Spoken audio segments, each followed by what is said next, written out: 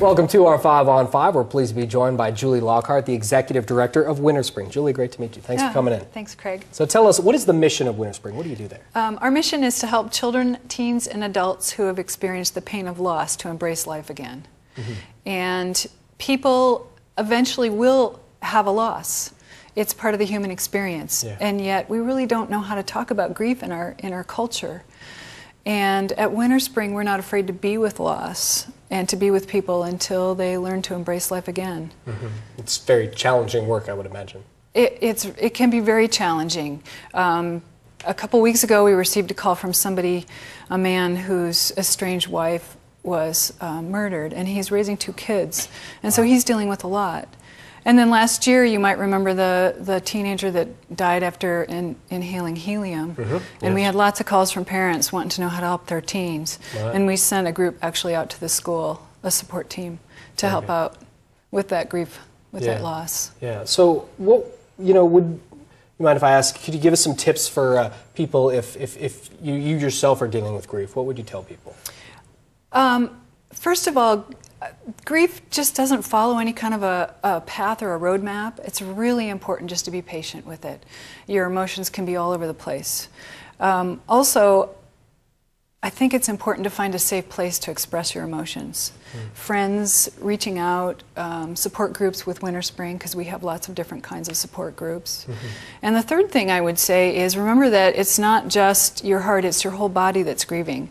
And so to get some exercise, to eat well, to take good care of yourself, try and get some rest. I know it's hard to sleep when people are in grief. Yeah, and along the same lines, and maybe this is much of the same answer, but how do you help a friend in grief? I mean, that is so hard to do. It's so heartbreaking as well. It is, because, people end up, like if somebody's had a loss and you run into them in the grocery store, a lot of times people will avoid those people, and because they don't know what to say. And the most important thing is listen. Just listen. Don't give advice. Don't try and fix it. You can't. Just listen. Also, I think it's really important to offer to do practical things for folks, even offering just to mow the lawn or to go and get some groceries.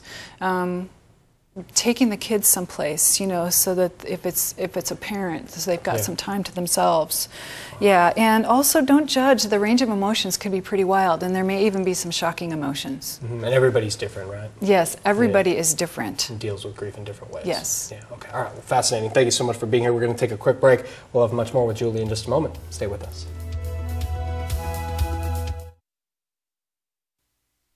Welcome back to our 5 on 5. Again, we're here with Julie Lockhart from Winterspring. Now, Julie, what can people expect? What can a grieving person expect if they call Winterspring?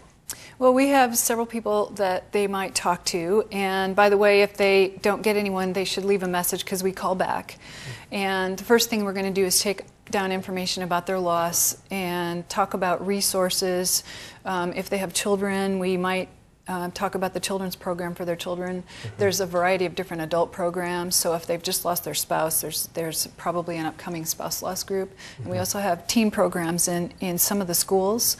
When there's high demand, the schools may call us in for a team program. So those are the kinds of things, and so we take really good care of people to the best of our ability when they do call. Okay. And so how, can someone outside who's watching this at home, is there a way they can help Winterspring?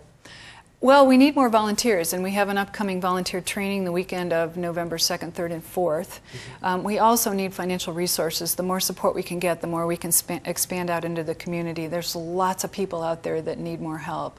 Lots of kids, lots of teens in the schools that are suffering from loss. So we want to really expand out. Do you have any other events besides the training you just spoke of? We do. We are co-sponsoring International Suicide Survivors Day, which is for people who have lost a loved one to suicide.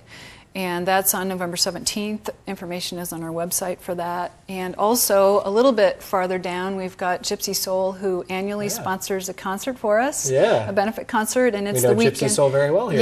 It's the weekend right before Christmas. It's 2 nights, Friday and Saturday, so that's a good opportunity to come out and have a great time. And also, your tickets will sponsor Winterspring, and Very there'll be a nice. raffle as well. All right, so tell us, what about goals for the future? How are you guys planning to expand, as you talked about? Well, you know, we can expand if we get the resources to expand. Sure. And I've been executive director for 11 months, and I really want more people to understand how to be with grief in our valley. We've got lots of retirees. We'd like to go out to some of the retirement communities and Yeah. maybe bring trainings. And there's lots of teens. It's amazing. I'm more in touch with the teens because I have a daughter who's a teen, and also I've been to some of the schools and I've seen how many teens actually have experienced loss. There's a lot, and they carry that weight to school with them. Our children's program is also really valuable as well for the littler kids, ages 6 to 12. So anything we can do to expand out into the community, I want to do, and we need the resources to do it. Sure, fascinating. Thank you so much for the work you're doing. Thank Julie. you so Pleasure much to meet for you. this. Pleasure to meet you too. Stay with us. We'll be right back.